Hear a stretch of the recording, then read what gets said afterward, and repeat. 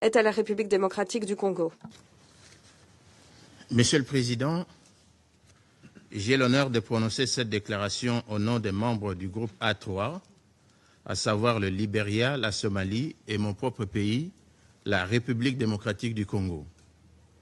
Le groupe A3 remercie la procureure adjointe Nazat Chamin Khan pour son exposé et prend note du 42e rapport de la Cour pénale internationale, conformément à la résolution 1593.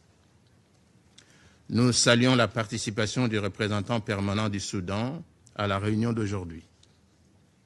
Monsieur le Président, le groupe A3 réaffirme l'unité, la souveraineté et l'intégrité territoriale du Soudan. Nous sommes convaincus que toute solution durable à la crise actuelle doit respecter l'indépendance politique du Soudan, tout en répondant aux exigences légitimes des victimes en matière de justice et de responsabilité, en particulier au Darfour. La justice et la responsabilité restent essentielles à la promotion de la paix et de la stabilité au Soudan. Le groupe A3 souligne que la justice transitionnelle est vitale pour parvenir à la réconciliation nationale et doit être intégrée au processus plus large de stabilisation du pays.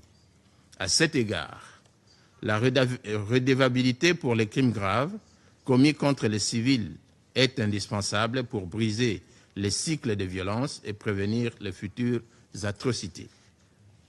Dans ce contexte, le groupe A3 encourage le bureau du procureur à poursuivre ses discussions avec la mission d'établissement des faits de l'Union africaine sur le Soudan, après avoir pris note des activités menées dans le cadre de la mission conjointe d'établissement des faits de l'Union africaine, en collaboration avec la Commission africaine des droits de l'homme et des peuples, conformément au mandat du Conseil de paix et de sécurité de l'Union africaine.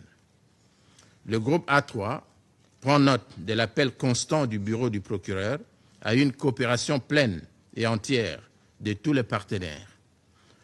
Nous rappelons que la résolution 1593-2005 est une résolution contraignante prise sous le chapitre 7 de la Charte des Nations Unies et qu'elle est applicable à tous les États membres des Nations Unies. Dans ce contexte, nous encourageons la Cour à poursuivre ses enquêtes et ses procédures judiciaires dans le respect des garanties d'une procédure régulière et appelons tous les acteurs concernés à soutenir ces efforts conformément à leurs obligations en vertu du droit international.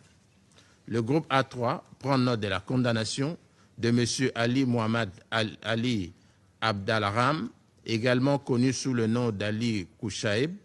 Cette condamnation représente une étape historique pour la justice internationale concernant la situation au Darfour. Il s'agit de la première condamnation prononcée par la suite d'une saisine de la Cour pénale internationale par le Conseil de sécurité et de la première condamnation dans le contexte de la situation au Darfour, démontrant ainsi que la reddition de comptes pour les crimes commis au Darfour est possible.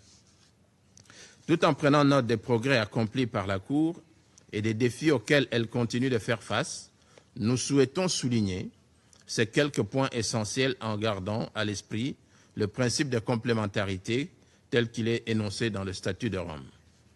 Nous devons explorer toutes les voies possibles pour revitaliser les institutions judiciaires nationales afin de soutenir l'appropriation par le Soudan de ce processus crucial.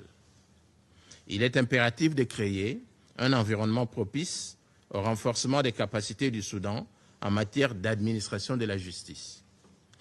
Le leadership soudanais en matière de justice doit primer, soutenu par les mécanismes régionaux et africains. Nous prenons note de la création d'un comité national de coordination présidé par un juge de la Cour suprême et des efforts déployés par le gouvernement pour enquêter sur les violations des droits humains. La coopération entre les autorités soudanaises et la Cour pénale internationale peut favoriser la reddition de comptes tout en respectant le principe de complémentarité et la souveraineté nationale. Nous saluons la coopération dont le Soudan a fait preuve dans ses relations avec la Cour, témoignant de son engagement déclaré envers les principes de justice et de responsabilité. Le conflit dévastateur au Soudan continue de faire de nombreuses victimes créant une crise humanitaire de plus en plus grave qui exige une action collective de notre part. Le groupe A3 condamne les crimes perpétrés au Darfour et souligne l'impératif de la reddition de comptes pour ces crimes, insistant sur le fait que de telles atrocités ne doivent être ni ignorées ni répétées.